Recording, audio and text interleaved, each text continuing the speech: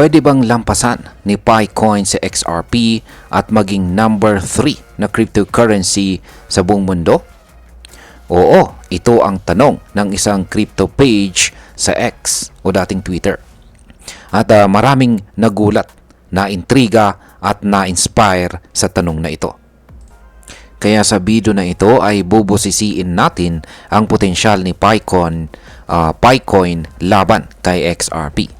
Titingnan natin ang mga numero, ang lakas ng kanilang community, ang kanilang purpose, at syempre ang posibilidad na si Pi ay makahabol o lampasan pa si XRP.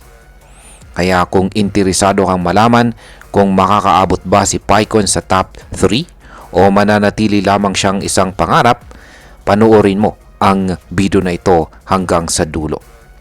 Pero bago po tayo magpatuloy, ay pakibasa na lamang po muna ang disclaimer dito po sa ibaba ng ating screen. Yan, una po sa lahat, si Picoin ay hindi katulad ng ibang cryptocurrency.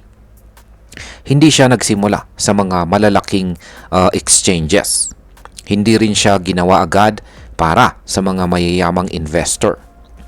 Noong taong 2019, pinakilala si Picoin bilang isang mobile-first at community-powered crypto. Ibig sabihin, kahit simpleng tao, kahit wala kang mamahaling computer o mining rig, pwede kang magmina ng Pi gamit lang ang iyong cellphone. Ito ang naging dahilan kung bakit umabot po sa mahigit 60 million users ang nakaabang sa launching ng full exchange capability ni Pi Network. Ngayon ay ano naman ang ginagawa ni XRP? Ayan, ngayon si XRP naman ay hindi rin basta-basta. Si XRP ay product po ni Ripple. At si Ripple ay kilala sa buong mundo sa mga partnership nito sa mga bangko at saka institution. Habang si Pi ay nakatutok sa grassroots level gaya ng mga tindahan, yan, or markets, mga developer at pang-araw-araw na paggamit, si XRP naman ay ginagamit sa cross-border payments. Ibig sabihin ay siya ang tulay sa pagitan ng mga bangko sa iba't ibang bansa. Ngayon ay gaano naman po kalayo ang presyo at market cap ng dalawa.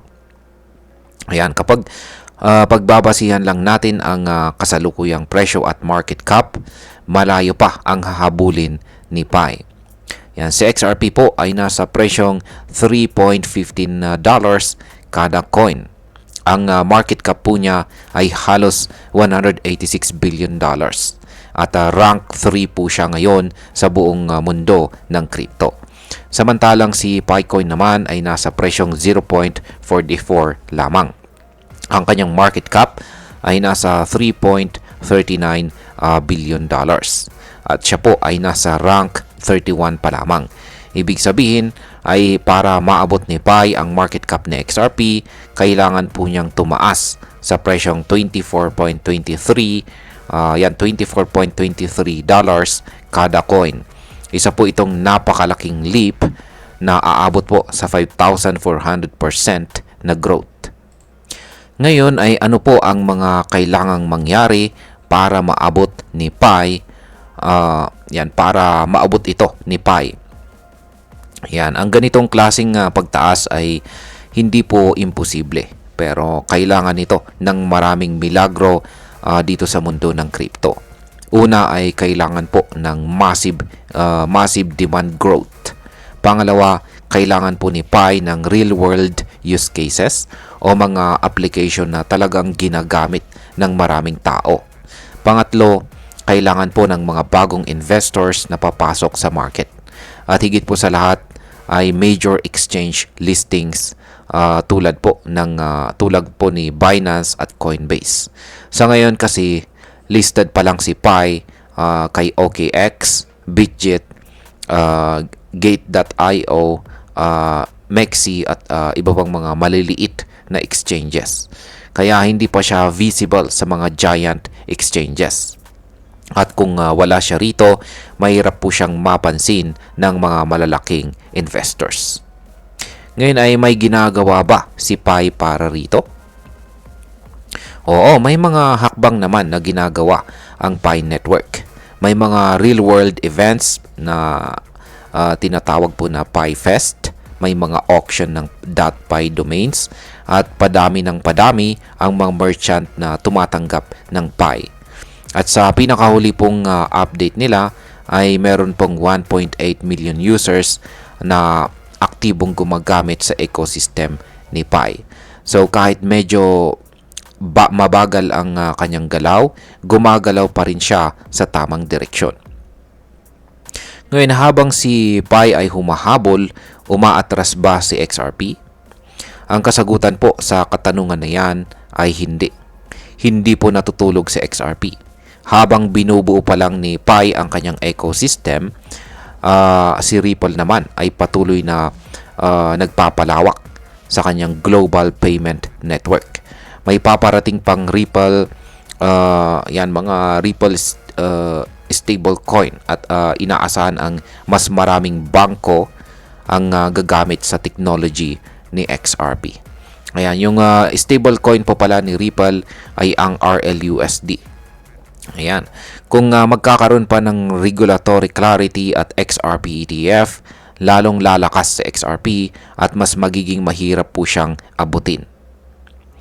Ngayon ay pwede bang mangyari na talagang malampasan ni Pi si XRP? Theoretically ay oo naman. Kung aabot po si Picoin sa presyong $24.23 o kung maganda ang growth o paglago ng kanyang presyo at supply nito ng sabay, posibleng maabot niya ang market cap ni XRP. Pero sa practical, ito ay sobrang hirap. Kailangan po talaga ng seryosong suporta, biglaang pagsabog sa demand at exchange visibility. At sa kabilang banda, habang tumatakbo si Pi pataas, tumitindi na rin ang galaw ni XRP. So hindi lang siya humahabol sa isang statue, humahabol siya sa isang runner na palakas ng palakas. At ayan, para po sa atin bilang mga Pinoy crypto enthusiasts ay malaking bagay ito dahil maraming Pinoy ang nakaabang kay Pi Network. Marami sa atin ang matagal nang nagmimina ng Pi at umaasang magkaroon ito ng tunay na halaga sa hinaharap. Ang tanong kung malalampasan ba ni Pi si XRP ay hindi lang usapang numero. Ito po ay usapang pag-asa, dedikasyon at pagkakataon para sa simpleng mamamayan na mapasama sa bagong ekonomiya. Sa kabilang banda, si XRP ay isang halimbawa ng matibay na kripto na may institutional backing na patuloy na lumalawak at lumalalim ang role sa global finance. At bilang panghuli, ang masasabi ko naman tungkol dito ay hindi imposibleng mangyari pero kailangan nating maging realistic. Si Picoin ay may malakas na community pero hindi lang yan ang kailangan para magtagumpay. Kailangan po talaga ng utility, demand at saka exposure. Si XRP naman, kahit madalas na underappreciated, ay isa sa pinakatunay na crypto pagdating sa use case. Ang laban po ng Pi at XRP ay parang laban ng taong bayan versus financial system. Ang tanong lang ay sino ang mas mabilis tumakbo sa mahabang karera. At ayan, hanggang dito na lamang po tayo sa video na ito mga ka-crypto. Marami pong salamat sa panonood. Iingat po tayo lagi at God bless po sa ating lahat.